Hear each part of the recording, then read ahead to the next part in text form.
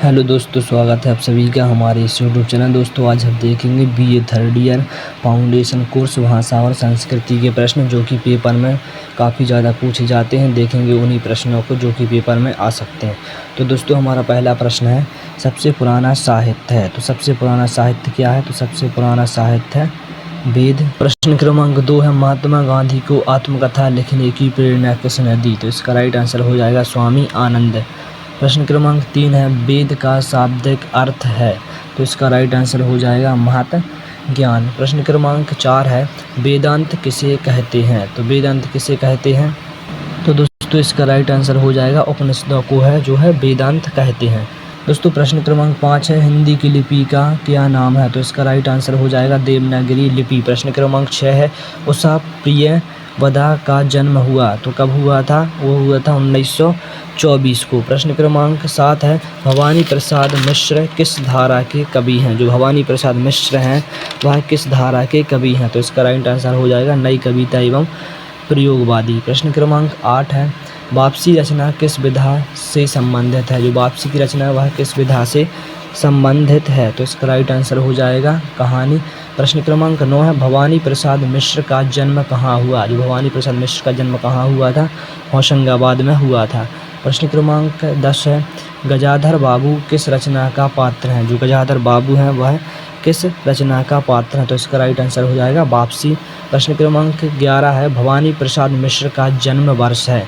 तो भवानी प्रसाद मिश्र का जो जन्म वर्ष है वह कितना है? 1913 में हुआ था इनका जन्म। प्रश्न क्रमांक 12 हो जाएगा यहाँ पर, निम्नलिखित में से भवानी प्रसाद मिश्र की रचना है। तो इसका राइट आंसर हो जाएगा वो हो जाएगा हमारा ए सभी, गीत फरोश, बनी हुई रस्सी और सतपुड़ा का जंगल। प्रश्न क्रमांक 13 है, उषा प्रियवदा कृत रचना है। तो इसका राइट आंसर हो जाएगा वो हो जाएगा हमारा वापसी। प्रश्न क्रमांक 14 है, साहित्य रचना के लिए जरूरी है। साहित्य रचना के लिए जरूरी है क्या है? भाषा। प्रश्न क्रमांक 15 है, गौरैया को क्या कहा गया है? तो गौरैया को क्या कहा गया है? ढीठ कहा गया है। प्रश्न क्रमांक 16 है, दीन ए इलाही धर्म किसने शुरू किया? तो दीन ए इलाही धर्म वह किसने शुरू किया? अकबर ने शुरू किया। दोस्तों प्रश्न क्रमांक 17 है, गांधी जी कैसे जीते थे? तो इसका राइट आंसर हो जाएगा सादगी पूर्ण। प्रश्न क्रमांक 18 है, उपनिषद पुस्तक किस पर आधारित हैं? तो इसका राइट आंसर हो जाएगा पर आधारित है, उपरोक्त सभी पर आधारित हैं, धर्म योग दर्शन। प्रश्न क्रमांक 19 है, बौद्ध धर्म के संस्थापक हैं। तो बौद्ध धर्म के संस्थापक कौन है? महात्मा बुद्ध। प्रश्न क्रमांक 20 है, गीत फरोश किसकी रचना है? तो गीत फरोश किसकी रचना है? तो इसका राइट आंसर हो जाएगा भवानी प्रसाद मिश्र। प्रश्न क्रमांक 21 है, सतपुड़ा की जंगल कविता कब लिखी गई? तो जो सतपुड़ा की जंगल कविता है वह कब लिखी गई? तो कब लिखी गई? 1956 को। कब लिखी गई? 1956 को लिखी गई। प्रश्न क्रमांक 22 है, सतपुड़ा की घनी जंगल किस प्रदेश में है? सतपुड़ा के घने जंगल किस प्रदेश में है? तो मध्य प्रदेश में है। प्रश्न क्रमांक 23 है, वापसी रचना में किसकी वापसी होती है? तो वापसी रचना में किसकी वापसी होती है? तो इसका राइट आंसर हो जाएगा वो हो जाएगा हमारा गजाधर बाबू की वापसी होती है। प्रश्न क्रमांक 24 है, सतपुड़ा के जंगल कविता में नींद में कौन डूबा है? सतपुड़ा के जंगल कविता में नींद में कौन डूबा है? तो इसका राइट आंसर हो जाएगा जंगल। प्रश्न क्रमांक 25 है, वापसी रचना में चित्रण है। तो वापसी रचना में किसका चित्रण है? पारिवारिक घुटन का। प्रश्न क्रमांक 26 है, गजाधर बाबू कहाँ नौकरी करते थे? तो इसका राइट आंसर हो जाएगा रेलवे में नौकरी करते थे।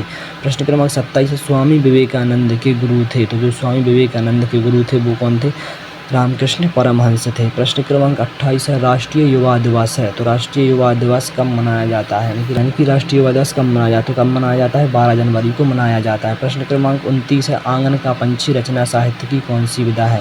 जो आंगन का पंछी है वह रचना साहित्य की कौन सी विधा है? तो इसका राइट आंसर हो जाएगा निबंध। प्रश्न क्रमांक 30 है, स्वामी विवेकानंद ने शिकागो व्याख्यान कब दिया? तो इसका राइट आंसर हो जाएगा 11 सितंबर 1993 को दिया। प्रश्न क्रमांक 31 है, कहानी में कितने तत्व होते हैं? कहानी में कितने तत्व होते हैं? तो इसका राइट आंसर हो जाएगा 4 तत्व होते हैं। कितने तत्व होते हैं? कहानी में 4 तत्व होते हैं। प्रश्न क्रमांक 32 है, कलम का सिपाही कौन है? कलम का सिपाही कौन है? तो किसे कहा गया है? प्रेमचंद। किसको? प्रेमचंद को। प्रश्न क्रमांक 33 है, पंचशील का संबंध किससे है? तो पंचशील का संबंध किससे है? बौद्ध धर्म से है। प्रश्न क्रमांक 34 है, कला किस भाषा का शब्द है?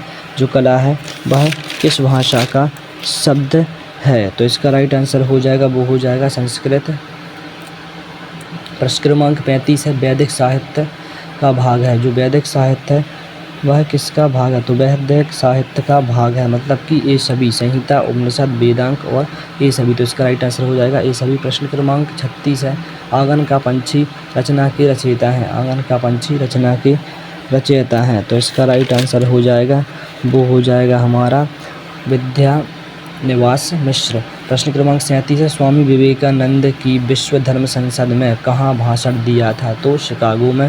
प्रश्न क्रमांक 38 है, विद्यानिवास मिश्र माने जाते हैं। तो विद्यानिवास मिश्र माने जाते हैं, तो क्या माने जाते हैं? ललित निबंधकार। प्रश्न क्रमांक 39 है, स्वामी विवेकानंद जी ने किस ग्रंथ का उल्लेख अपने विचारों में किया? तो इसका राइट आंसर हो जाएगा गीता।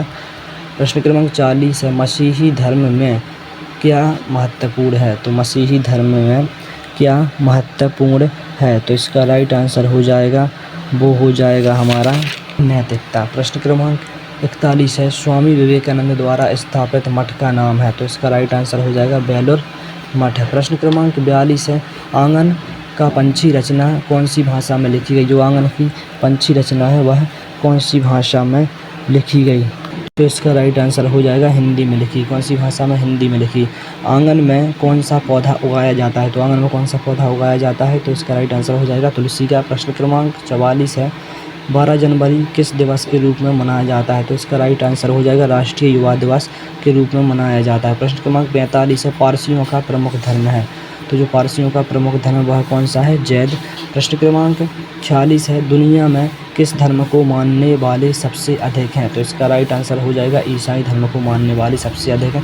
प्रश्न क्रमांक 47 है, सभी को अपने समान समझना क्या कहलाता है? तो इसका राइट आंसर हो जाएगा समरसता। प्रश्न क्रमांक 48 है, लोकतंत्र की स्वतंत्रता कैसी है? लोकतंत्र की स्वतंत्रता है वह कैसी है? तो कैसी है? अद्वितीय है। कैसी है? अद्वितीय है। प्रश्न क्रमांक 49 है, भारत का प्रमुख नागरिक है। भारत का जो प्रमुख नागरिक है वह कौन है? तो इसका राइट आंसर हो जाएगा राष्ट्रपति। प्रश्न क्रमांक 50 है, केवल विचारों की बराबरी को कहते हैं। तो क्या कहते हैं?